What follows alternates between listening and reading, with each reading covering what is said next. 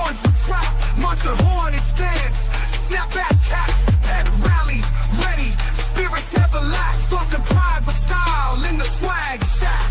In the quad, we ain't never gonna stop. In the quad, we always on top. In the quad, feel the music drop. In the quad, roots run deep.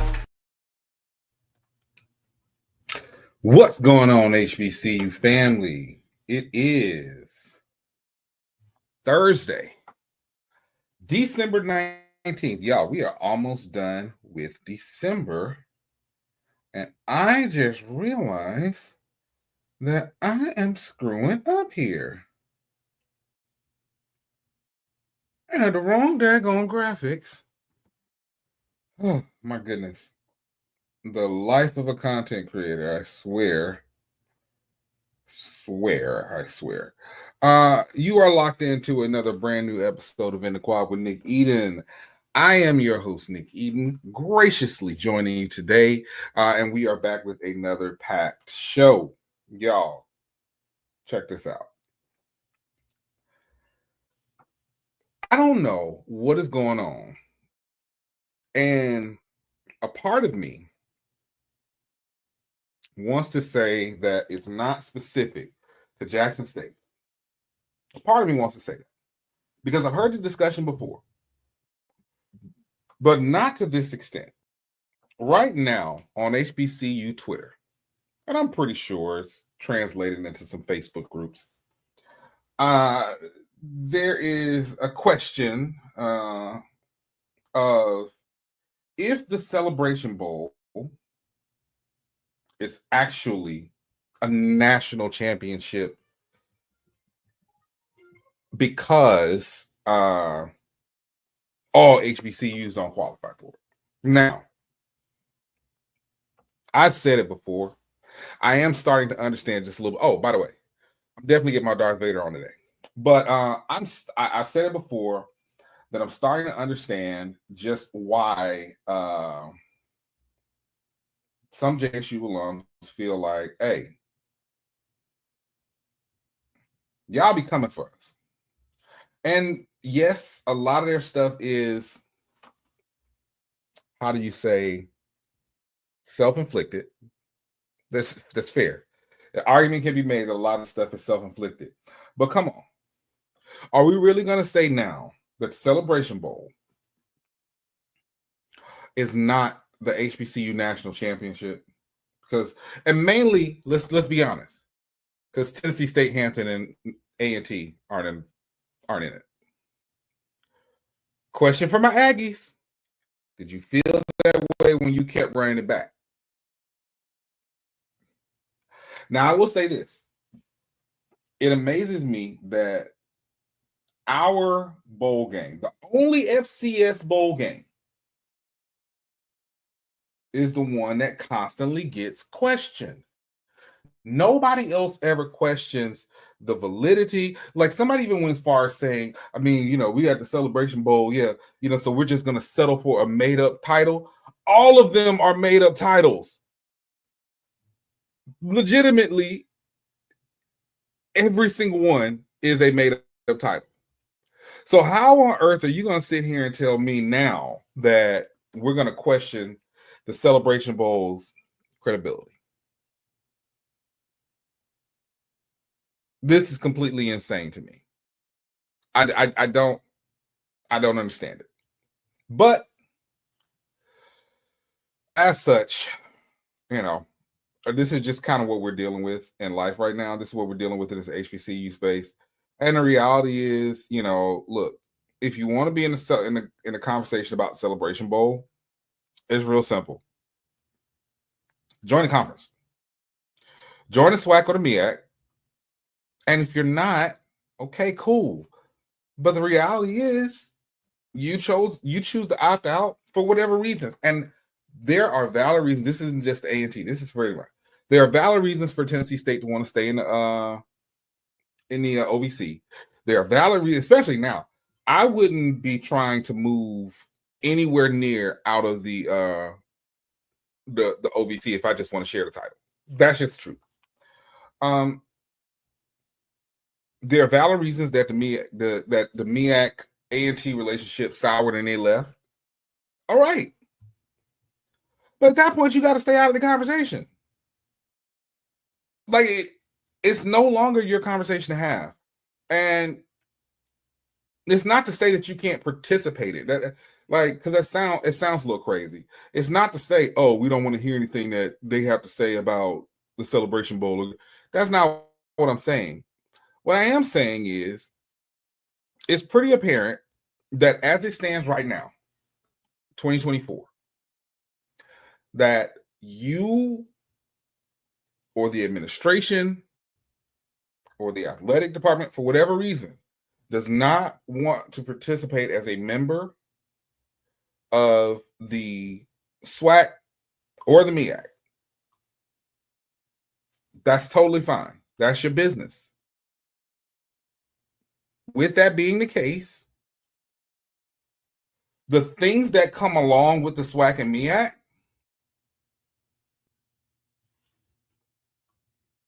you're just not privy to. And I don't think that there's anything wrong. I don't think there's anything wrong with that. And it's not to say that it can't change in the future. It's not to say that at all. But as of right now, that's just what it is. So, like, I'm trying to figure out where this constant need to crash out right after Celebration Bowl, I have no idea where or how this exists in this space. But goodness gracious, it is alarming, to say the least, how bad it really gets. Right now, we should be celebrating. And right now, we should be concentrating on schools who did not win the Celebration Bowl. Concentrate on your recruiting. Concentrate on your other sports. Concentrate on, concentrate on anything other than the stuff that y'all concentrating on, and stop crashing out. Anyway, so sorry. I just had to address that real quick because it's going on in real time right now on Twitter. And sooner or later, Facebook's toxic behind is going to get involved, and it's going to go from there. In any event, welcome everyone to In the Quad with Nick Eden, the show where we take all of the HBCU trending topics across the entire HBCU landscape, and we condense them down to two parts of the show. All right. The first part of the show are our four main topics. Please forget that train. Our four main topics, and this is across Twitter /X, Snapchat, IG, Fizz, not Handshake. Gosh, that's a professional term. Hold on, y'all.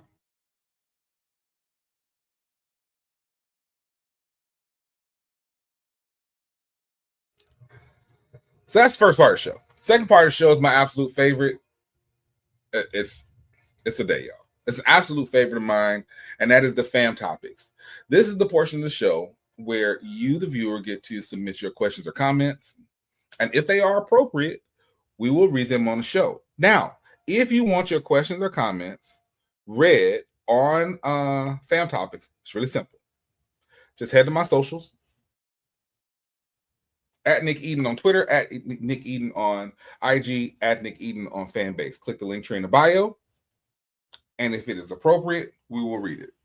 If not, you're getting left on red. All right, so let's get into it. Let's get down to business. And before I do that, I wanted to just go ahead and shout out real quick. I know I usually got on like an ASU hat or something like that. I'm rocking my JUCO hat today, Pierpont Community Technical College in Fairmont, West Virginia. Shout out. So I got my associates. There's been a recent ruling as of yesterday by BYU QB Jake Retzlaff, who sued the NCAA, and this comes to us from Sports Illustrated. On Wednesday, a Tennessee judge granted a temporary injunction against the NCAA in favor of Vanderbilt quarterback Diego Pavia.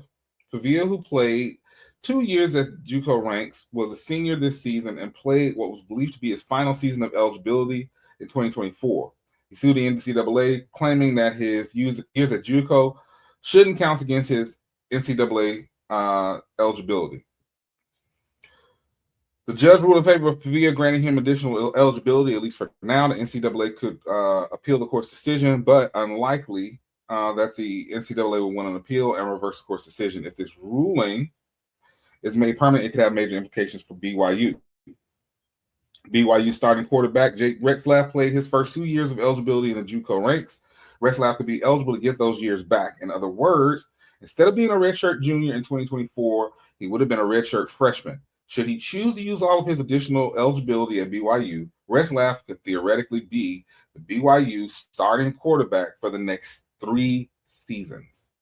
Before this ruling, the future of the quarterback position at BYU was unclear. Retzlaff is the undisputed starter heading into the 2025 season, but after that, the starting spot will be up for grabs between McKay Hillstead, Trayson Burgett, Noah Lugo, and any other quarterback BYU would have added between now and then. Instead, Retzlaff might be the long-term solution quarterback. Now, and y'all can go back and y'all can read that whole article because it's not talking about HBCUs in article, but I did want to bring this up because this is relevant to us. First, there are a few people who are asking, one, how is this a bad thing? And then how did the decision even happen? The decision happened. Hold on, y'all. The decision happened, and I can, I'm not the judge, and I'm not a judge, but the decision happened theoretically because JUCO eligibility, so the governing association for community colleges and junior colleges is the NCAA, National Junior College Athletic Association. That is not the NCAA. And because it is not the NCAA, the argument is that, hey, what they do on a JUCO level, y'all cannot govern. You cannot govern my eligibility based on what I did in another governing body. Now, why is this a good thing? Why is this a bad thing? It's great for those who are playing in the junior college system. It's great for them.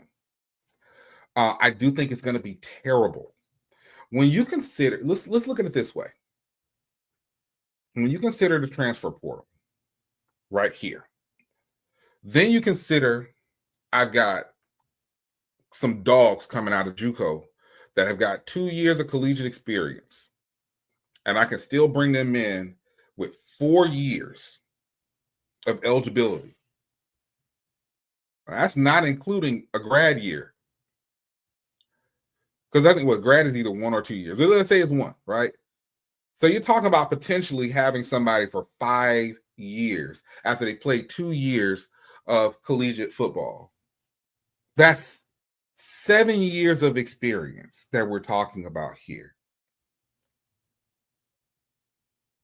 How do I compete if I'm a 3-star coming out of high school? Who's even looking at me?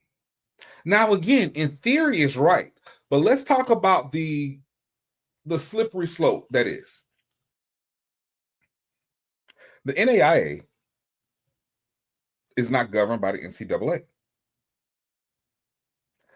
So could it stand to reason that someone could go, let's say I played for Mississippi Gulf Coast Community College for 2 years, right? Then I go and I play at Florida Memorial for 4 years as an NAIA team.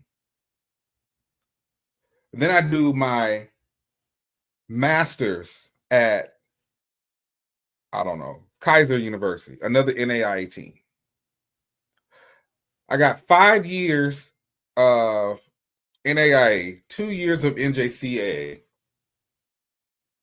What's to stop that person from being eligible to then go to FIU, FAMU, Alabama State, Samford? Insert any NCAA team here. And what ends up happening is now you got a person with 11 years of collegiate experience I'm not saying that's going to happen, but that is a slippery slope where somebody could make that argument. That's not where it is now, but somebody could make that argument. Now, how does that affect HBCU players? Simple. We've already been rated within the transfer portal. We've already had situations where we were kind of seen as like the JUCO when it came to the transfer portal. And so now where we could recruit. Now, the only thing it may help us with is we can recruit at the high school level. But in terms of having players that we can recruit from JUCOs, hey, if they can go and play at a New Mexico State for 4 years, or Eastern Washington, or Towson, after having 2 years there, right? There's just it's a slippery slope when it comes to the eligibility factor. So I got to be honest with you. I'm kind of on the fence about it right now. I understand in concept why it is that way, but ultimately it is a situation where I think that in the long run, the new caps on the FBS level, just it's so many changes going around in athletic endeavors in collegiate sports that I feel like we're getting away from the game, and we are turning this.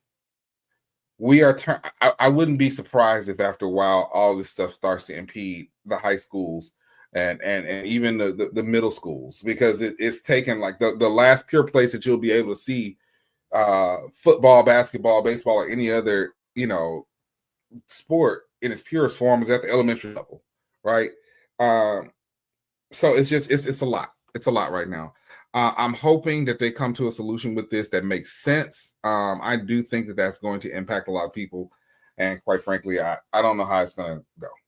But in any event, y'all, we're going to take a quick commercial break. We'll be right back. When we come back, we will be talking Hampton and the NCAA. They've reached their settlement agreement.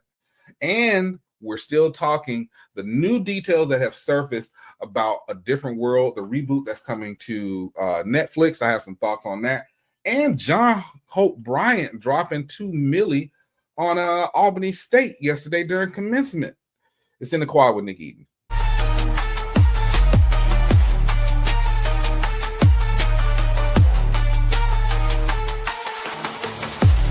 Technology lets you monitor your pet when you're not at home.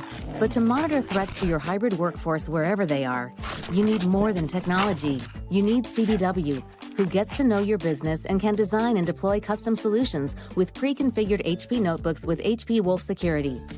AI-enabled threat detection and remote management protect your endpoints 24/7, giving your defenses some real teeth. Bummer.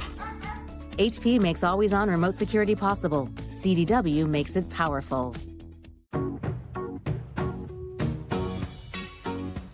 This is not just delivery. This is knowing even superheroes can use a sidekick. Walgreens.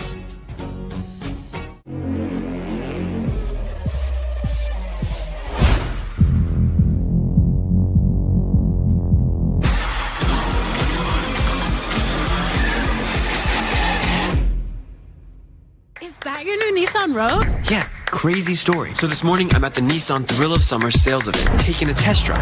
When Dave, the sales guy, is like, "You're gonna love this."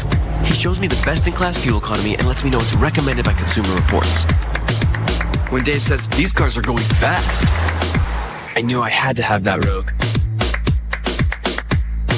Nissan offers 6 vehicles starting under $30,000, like Rogue, with 2.9% financing for 60 months. No charger?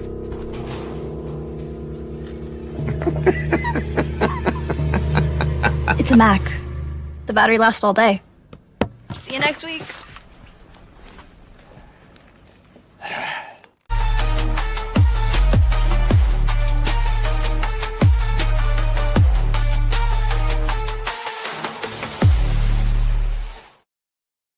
"21 minutes after the hour, you are tuned into In the Quad with Nick Eden with your gracious host, Nick Eden.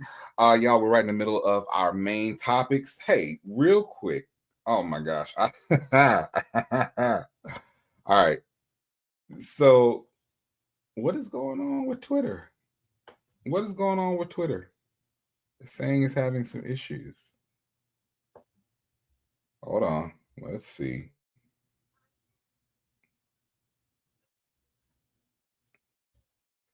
Hold on 1 second, y'all. Let's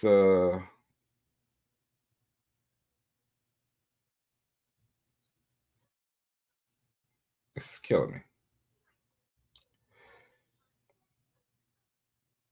Elon, what you got going on? What's the deal? I don't know what's going on with Elon right now. He's killing me. They're saying he's got some issues on Twitter. Y'all, if y'all are on Twitter watching this right now, while they're figuring it out, let's just head over to YouTube or to the UEN app. In either sense, okay, looks like we're back on board. We're back on board. We're back on board. Okay. This is why it is important to have your own platforms. Goodness gracious. I was pulling up this article on Hampton, and there was an advertisement for Faulkner University. Why the dude on the advertisement look like Jeremy? Golly. I'm talking about the same sweater and everything. Anyway, y'all. Gosh, this is killing me. So our next main topic. Okay, we're just gonna have to deal with that as it comes. Our next main topic comes to us from our good friends over at HBCU Sports. Hampton University, they settled their clearance issues with the NCAA, how it will affect the athletic program. Shout out to Chris Stevens for the article. The Hampton athletic program, previously under fire for athletic clearance issues, has come to an agreement with the NCAA Division I Committee of Infractions after an investigation into the matter. During the COVID pandemic, several Hampton athletes competed while academically ineligible due to unintentional errors in the academic certification process. During a tumultuous time, Hampton's administration had a high staff turnover, leading to those errors that the university discovered and addressed. From the moment the violations were discovered, Hampton took this investigation seriously. President Darrell K. Williams said in a statement released by the university, "I'm proud how we cooperated with the NCAA and reached a collaborative agreement. Hampton University will continue to operate with the highest ethical standards and absolute integrity." Let's see. Hampton University has instituted a robust certification model to ensure compliance moving forward. Pirates Athletic Director Anthony Henderson added, "I'm also pleased that our student athletes and programs will continue to compete at the highest level as no postseason bans, scholarship losses, or recruiting restrictions were imposed." Listen, so again, shout out to Hampton. I'm glad this happened because if there were any sanctions or anything like that, it couldn't come at a worse time. Hampton had a great season. They had some very key wins, got a lot of momentum going on in the CAA. And so I'm glad this happened. I think it was one of those situations, y'all, where quite frankly, we were in the middle of the pandemic, right? High turnover, staff being laid off, people going remote, things slip through the cracks. I mean, come on.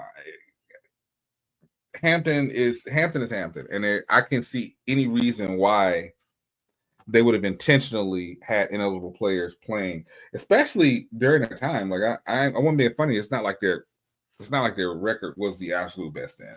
But I'm glad that again, there's no postseason bans, no anything like that. Hampton's got a good team going forward. I think they can do some things. And as a matter of fact, I am really excited because they just released their schedule for the fall. I am looking forward to seeing this Hampton Jackson State matchup. I really am. They've been doing really well against their out of conference opponents, as well as within the CAA. So I'm excited to see what that's going to look like. But I do want to know what your thoughts are on that. So hit me up on Twitter at Nick Eaton, on Instagram at Nick Eaton, and let me know your thoughts. All right, what we got next here? Man, one of my absolute favorite people in business, John Hope Bryant. So John Hope Bryant came through with the whoop wop and the whoop wham and gave Albany State a $1.8 million grant for 70 aspiring entrepreneurs. This comes to us from Black Enterprise. Operation Hope CEO and founder John Hope Bryant announced a massive $1.8 million donation to 70 Albany State University graduates who want to pursue entrepreneurship. Bryant delivered the news as he spoke as the commencement speaker at the HBCU's fall graduation on December 14th in Albany, Georgia. So that was more than yesterday. That was a couple days ago. Each graduate will receive $25,000 along with a special forces team to assist them in getting their businesses off the ground. A free domain name that they own, a free website that they own, a free payment system setup that they own, a Shopify account for e-commerce, and all the banking support. While Bryant isn't an Albany State alumnus, his philanthropic work pushes towards the need for more Black-owned businesses in the world. In every community, there's a Steve Jobs. In every community, there's an Oprah Winfrey. In every community, there's a hero waiting to be born, but someone's got to pull that out of the community and shine a light on them, Bryant said. I mean, it really is a whole point of power. You gather it so that you can give it away. All of the graduates will receive financial support and payment systems free of charge, along with a free business plan and time to sit down with both a lawyer and an accountant. They will also get a business manager and an e-commerce executive. Let's see. All right, so I'll say this much. And shout out to John Hope Bryant for that. This is a part of this is a part of, and Adam, I'm going to read your comment in just a second. This is a part of John Hope Bryant's 1MBB initiative that he started back in 2020. And it was a partnership between Bryant's Operation Hope and Shopify to create 1 million Black businesses over the course of 10 years, right? I was initially a part of the program. I'm still a part of the program. I'm just on pause right now for other things that kind of popped up. But essentially, the program was designed to help entrepreneurs launch. And I think if you go to 1mbb.com to sign up, you sign up completely for free. It's a great deal, right? So they basically put you in position to where you can start your e-commerce platform. They sit you down with the relationships they have with bankers, different accountants, like they said. Now, the business plan was something they helped you craft it in 1MBB. They assist you in crafting a business plan. I don't know if it's going to be to that same level for the Albany State grads, or if they're just like, hey, look, we're going to talk to you and then we're going to do it for you. Whatever the case may be, this is an amazing opportunity. I've been saying for the longest, I feel like, especially for any business graduates, that by the time you walk across that stage, you should be walking across that stage, getting your diploma, moving your tassel, and having a fully functional e-commerce business. That's just it. I feel like the future of business, particularly for Black folks, my good friend Jay Jones says it all the time. The future of Black Wall Street is e-commerce. And the 1MBB program has already produced some stellar standouts in that space. It's some great alums of that program. And so now partnering with this and doing this, in addition, now, they ain't give us, let me tell you something. We ain't get the $25,000. Let me see if that's available. If the $25,000 is available, I might have to reactivate my no, it's not. No, it's not. Golly. I tried. You miss 100% of the shots that you don't take.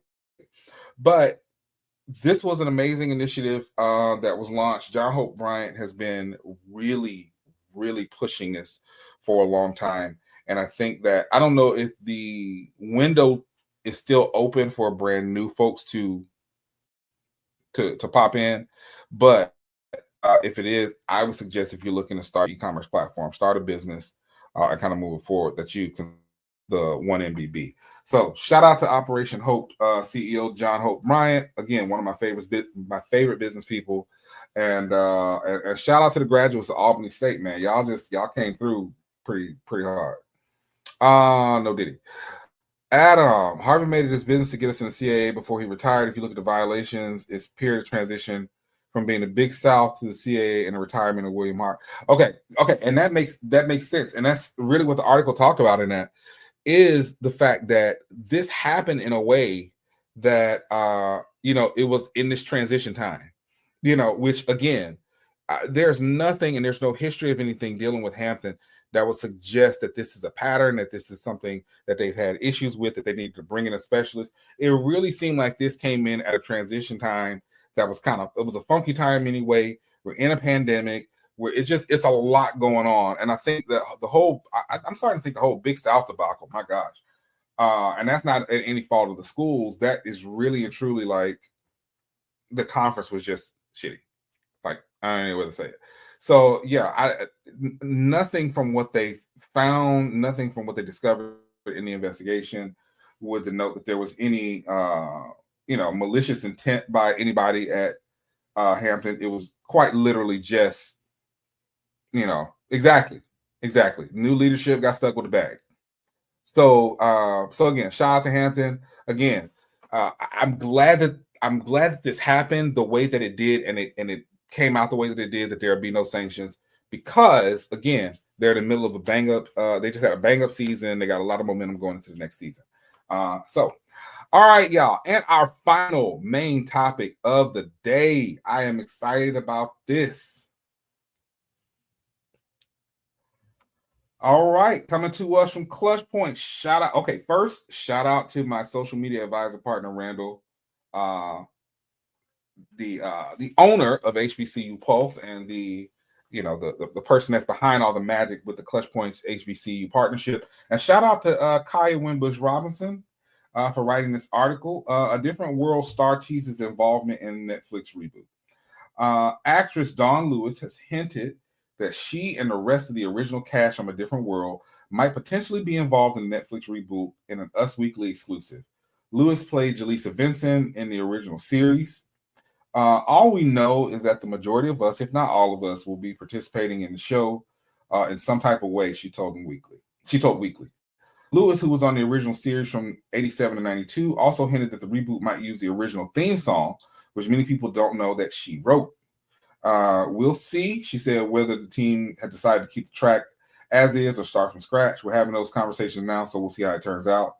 Netflix, so here's some of the other details from it. Netflix announced back in August that they were developing a sequel to the popular HBCU series.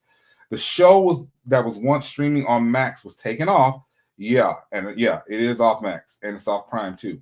Right after Netflix made the announcement, the reboot will follow Dwayne and Whitley Gilbert's youngest daughter as she follows in her parents' footsteps and attends Hillman College.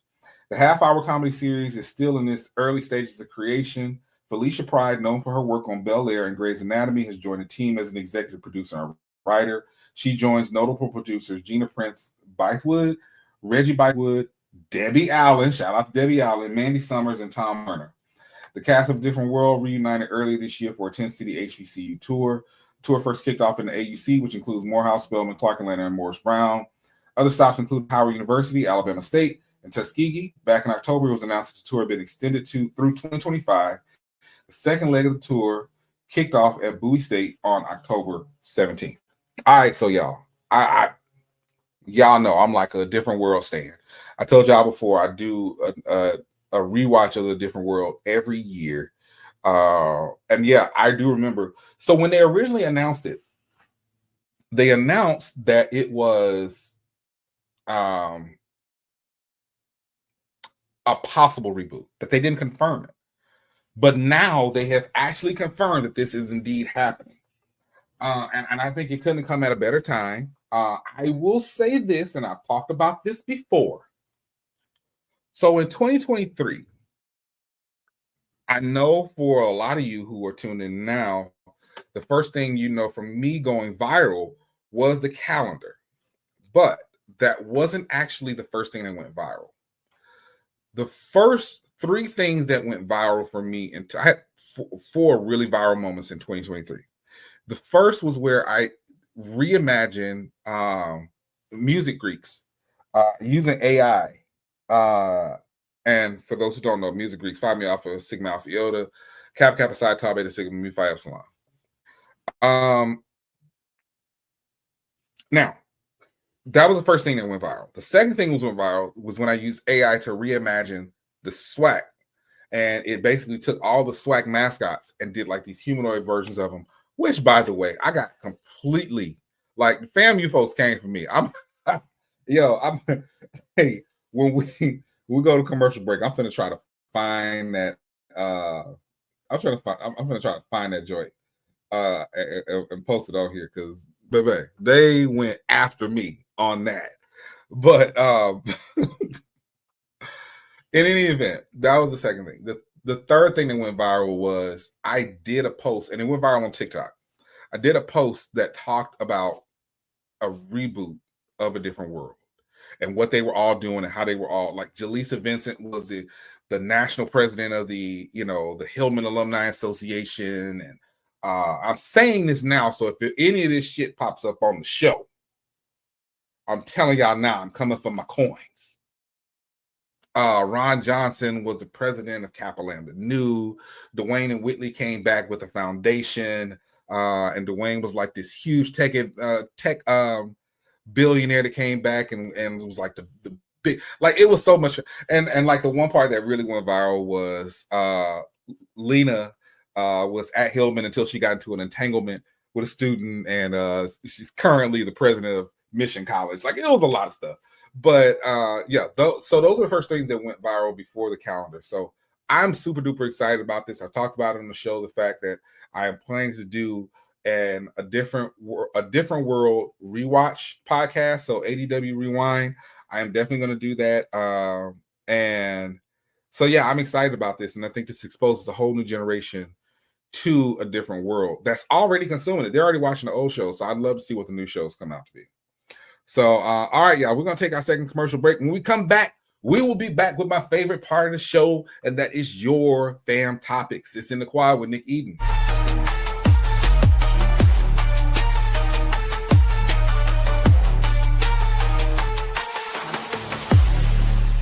World needs now is love, sweet love. It's the only thing that there's just too long.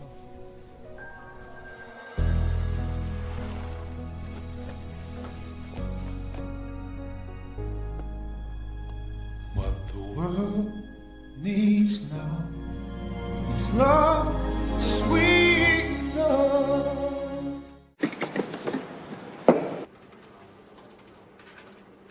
Wow. Hey, Jay, this project might need a bit of zhuzhing. Holla back, Warren. Please let me know your thoughts. Best regards, Warren.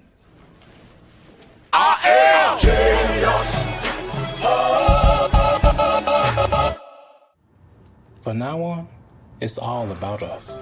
Starting a family, buying a car, our first home. They told you to open an account, then turned you away. They said, come back when you're ready. You said, we're ready now. I know we're going to make it. Hope makes it happen. Thousands of your neighbors, many who never had a bank account before, improved their lives with Hope Credit Union. You can too. Brighter futures begin with hope. Is that your new Nissan Rogue? Yeah, crazy story. So this morning, I'm at the Nissan Thrill of Summer sales event, taking a test drive. When Dave, the sales guy, is like, you're gonna love this. He shows me the best-in-class fuel economy and lets me know it's recommended by Consumer Reports. When Dave says, these cars are going fast, I knew I had to have that Rogue. Nissan offers 6 vehicles starting under $30,000, like Rogue with 2.9% financing for 60 months.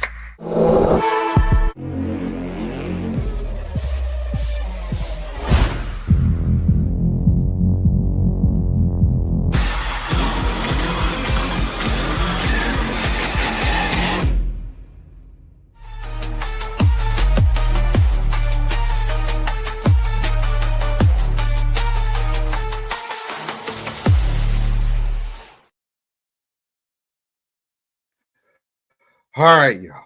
It is time. It is time. It is time. Y'all know what it is. Bam! All right, y'all. It is time for my favorite part of the show, my absolute favorite part, and that is our fam topics. Our fam topics that you, the viewer, have submitted to the show. Uncle Samson wants your fam topics.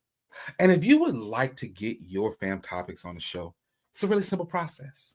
First, don't be creepy, fellas, because this y'all. It ain't even, well, there's a couple of ladies that ask some out-of-pocket questions. But fellas, y'all really be out of pocket with some of these questions. So first, don't be creepy. Second, head over to my socials at Nick Eden on Twitter /X, at Nick Eden on IG.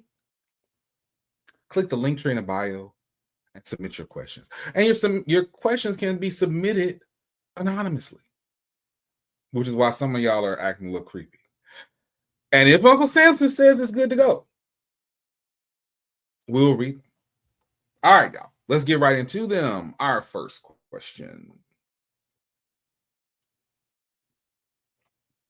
How come no one ever talks as bad about Dell State as they do Valley? I don't know why y'all want these folks to catch strays the way that they do. I really don't. Because I promise y'all, them folks ain't bothering nobody. Well, so I'm gonna be real with you. There's not a lot of coverage on the MEAC. It just isn't. I want to say that, there's going to be some other stuff coming up. I mean, obviously you got HBCU Nightly, you got Blitz City, but this goes back, and people think that I'm being mean when I say this. When I say that the SWAC is the show, I'm saying that because it quite literally, that's where most of the news comes out. It was a similar criticism that I got when I first started the calendar that, oh man, you only talk about the SWAC, you don't talk about the MEAC.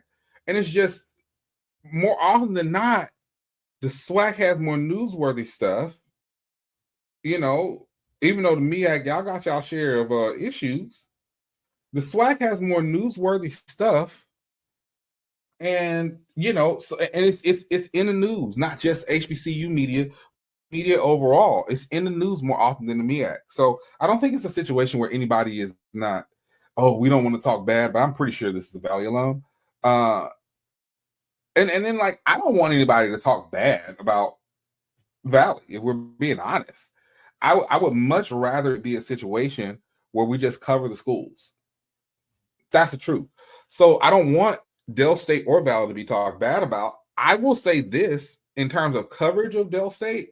I've probably done more continual coverage. I've probably done more continual coverage of Delaware State than any other HBCU media outlet right now. I've done nearly, it's been over a dozen stories about Dell State, because they got a lot of great things going on there. Their indoor facilities.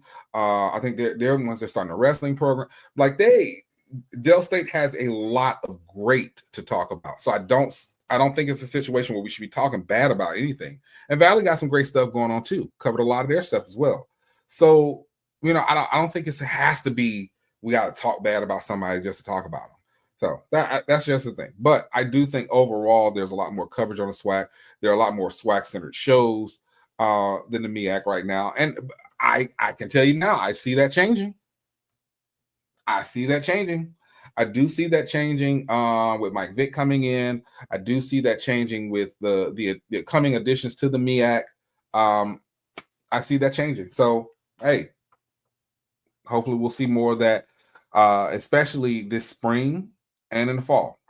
All right, what's next?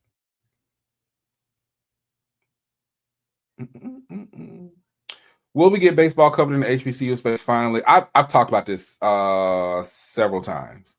And the reality is this.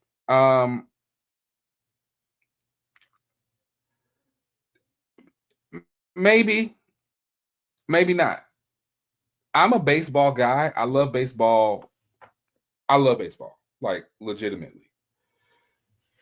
Do I think that it's going to get the coverage that football gets? Absolutely not. Do I think it's going to get the cut? Like, really and truly, and this may go into, now that I think about it, this may go into the reason why MEAC doesn't get covered as much, because there's so much at the beginning of the season that is out of conference that a lot of times people are just not interested in the out of conference games. And baseball down to the wire is playing a lot of out of conference stuff, the same way basketball does as well. So I think it's a situation where realistically people just don't know enough about the other teams. They're more interested in getting right into conference play. That's the more exciting part, and that's what baseball does. Plus, and I say this to someone who's played baseball since I was 5 years old. When you're now, for me, it's thoroughly enjoying to watch. But for a lot of people, they feel like baseball to watch it is very boring, right? Now, it's completely different when you're there in the game atmosphere. And you can ask anybody who's been to the SWAC tournament, anybody who's been to any baseball tournament period. It's a lot more exciting in person than it is on TV. And I think that's the reason why. I think people are just not as invested in it until A, it gets into conference play, and B, if they're there. So I don't know that that's going to be the case anytime soon. I will hope that changes. All right, what else we got? So the Aggies back to the MEAC. Okay, I talked about this before. They may be coming back. I don't know, but here's the deal. If I'm in administration at North Carolina A&T, and I see that I got a better media rights deal than the conference that I left, which seemingly they've seemed pretty happy with their media rights deal. B, I'm in a conference where if I just leave now, I got to leave with my tail tucked between my legs, and we just got a new coach. And C, if I don't feel like, from an administrative point, that the business that caused me to leave the MEAC in the first place has not been resolved, then I don't see a reason to come back. Not right now. And when you consider that that A&T has multiple sports that are one, they got, I forgot, it's maybe like 2 or 3 sports they have that are still in the MEAC first. Second, they also have to look at their other sports. And as a track school, I understand where they're like, well, look, the track and field component of it is another driver for us being in the CAA right now. I understand that. Shout out to Coach Richie Bean at Alabama State, 60 conference championships. Anyway, God knows how many NCAA final appearances. But, okay, Jamie, you're right on point. It has to make sense. I wouldn't mind as alums coming back. Football only, the other sports for us are doing well. And I think that was a discussion that was going on Twitter earlier. I think that is a great compromise. Leave the other sports where they are because they are doing well right now, and go back football only. However, you ain't finna mess up my other media rights deal I got right now. I'm not going to give that up unless what the MEAC has coming out of pipeline, from my understanding, is pretty sweet. But unless it's so sweet, it completely trumps what I got going on over here. You're not going to mess up my current media rights deal for linear. It'll be football only. And I think you need to give, if it's me and I'm Sean Gibbs, I'm like, listen, I want a year in the CAA playing some tough competition, playing some tough out-of-conference games, and getting the momentum that we need to have. And then if we go back to the MEAC, okay, cool. Because you got a better chance of going back to the MEAC being dominant. So that would be my take on it. D-Lo, yeah. I love baseball. I agree. I think that's one of the reasons I love All-American Homecoming so much, was because it didn't center around football. Football was almost an afterthought in it. It was definitely around baseball and tennis. And again, as a school who's very prominent in baseball, I absolutely love that. So I would love to see way more baseball coverage. Who knows, if you got somebody out there that is, like a baseball savant, and it could possibly do a show. I know a network. Hit me up. We'll see. Let's see if it makes sense. All right. And our last fam topic. So what have you not done? There's not too much I have not done. I know this question came so early this morning. I found like some old photos and some old posts from back when I was a journalist for SoulTrain.com. I was a writer there for 5 years. And while I was there, I created the R&B freshman class and the Soul Train Power 20, which highlighted executives in R&B and soul music. And I posted that, and everybody was like, dude, what have you not done? I know for a lot of y'all think that I like graduated from Alabama State, stayed silent for 20 years, and then popped up and started doing memes on Twitter. No, that's not the case. I've been in this space of media since 2005. That's actually what I studied at Alabama State. So I've been in this space, now, mind you, I started off in music media. And, from a writing standpoint, it was in music media. I even had a stint in pro wrestling. Shout out to ProWrestlingPowerhouse.com, now known as PWP Nation. I wrote for them for 2 years. And, and then, of course, I had my stint in radio, been on TV a few times, and now I'm podcasting. So, yeah, that's what they mean. I've done a lot. I have lived a lot. Let me tell you something. I have maximized my 44 years on this earth. Okay. I really have. So yeah, I've been blessed. I've been fortunate to do a lot. Y'all, real quick, we're going to take our final commercial break. When we come back, I'll be back with my final thoughts and a possible little surprise for y'all. It's In the Quad with Nick Eden.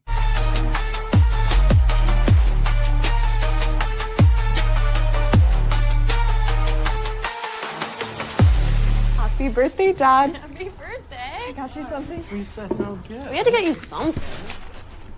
Thank you, honey. I got you this. Did you do this yourself? Yeah, I had a great teacher. Happy birthday. I love you. I love you too. Love you. Thank you. This is from me to you.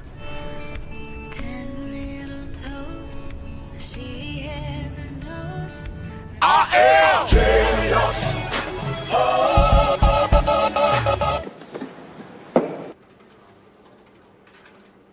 Wow.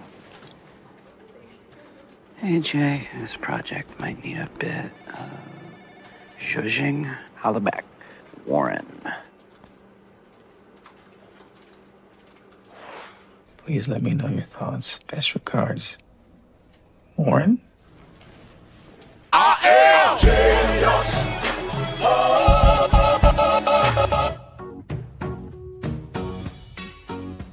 This is not just delivery. This is knowing even superheroes can use a sidekick. Walgreens. Amazon fall favorites are here. Save on fashion, home, beauty, and more. Shop Amazon fall favorites now. Hey, sweet new gear. It's like Best Buy hooked you guys up. Pretty sick, right? What is that? That's our traveling trophy. Oh, that's what's up, man. Ah, a goat for the goats. It's these pro-level setups. Last year's trophy. Not a goat. Nope. What if you could get all the latest and greatest gaming gear from one place?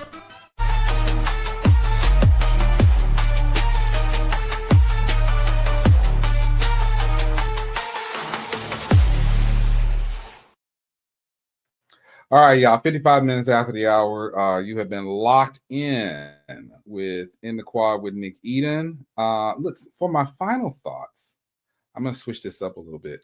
And I'm going to, where is it? My goodness. Hold on. So I found the joints I was talking about where I did the AI to reimagine the swag. So I'm going to use my final thoughts to show y'all these because they're hilarious. I'll say that much. Oh gosh, come on, Valley. It's like the Valley one doesn't want to download. Now, keep in mind, ladies and gentlemen, this was a year ago, a year and a half ago. Allow it. What the hell are you talking about? This was a year and a half ago. Y'all know AI is ever changing. And quite frankly, some of these joints kind of crazy. I had to like finagle them a little bit, to make it work. But some of these joints had like 3 legs and 12 fingers, and just all kind of crap, right? Okay, cool. There it is. All right, let's get it up here. But I am going to show you the one where like FAMU went after me. I'm gonna show you all of them. And some of them came out really dope. So like this one for Grambling. The Grambling one was dope. I was like, yo, this, and what's crazy is a lot of y'all have these as y'all profile pictures and everything. But like the Grambling one was though, you can see this thing got like 16 fingers out. But Grambling came out pretty dope. Texas Southern, I like Texas Southern one. Even though he had literally, bro, got 1, 2, 3, 4, 5, 6, 7. And got 8 legs, bro. It's not a spider. The one for I did like the one for Bethune-Cookman. That was real dope. And mind you, these were just prompts that I put in, and AI just kind of did them, and I added the school's logo. The braids, I was like, bro, y'all ain't got no black braids. Like that's really what we're doing. But you know, that does look like a reservation. I ain't gonna hold you. There's one for Southern. I like that one too. That was kind of clean. Now the two best to me. Prairie View. That joint right there was absolutely clean. Shout out Prairie View. That one was clean. Like I did like 4 or 5 versions of the PV one, and they all were like super dope. But that was the one that was like, man, that came out the cleanest to me. And then Bama State, like that. I was, you know, I'm always gonna have a little bit of a bias, but y'all gotta admit that joint there clean. UAPB, I thought that one was dope too. I put the UAPB logo over, like, dude had a whole nother leg with his foot just kind of sticking up like that. The Jackson State one, I thought if you go to the HBCU Plus page on Instagram or Twitter, and you look at the congratulations graphic for Jackson State for winning the Celebration Bowl, you look close enough in the background, you will actually see this graphic in there. So, and a lot of people have used this again on their profile pictures, their cover image on Facebook, the whole nine. Same deal, Alabama A&M. Bush looked like he's sick of all y'all mess. Even though them fingers kind of dress up. And so like the two, and again, I wasn't trying to be funny, but the two that came through that I was like getting dusted for was First Valley.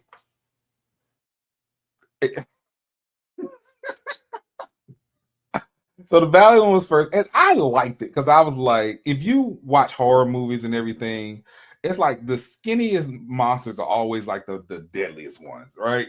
So, and then, so it is hard to make a snake into a humanoid without it looking like a lizard or an alligator. This picture, when I say the definition of viral, this picture, it was so bad I had to go back and do another one because I was like, look, Rattlers, my bad. Like, it was the AI. It was not me. They were upset with me. They called it the Geico lizard. Like, people were reposting that joint about here, lizard. Like, it was crazy.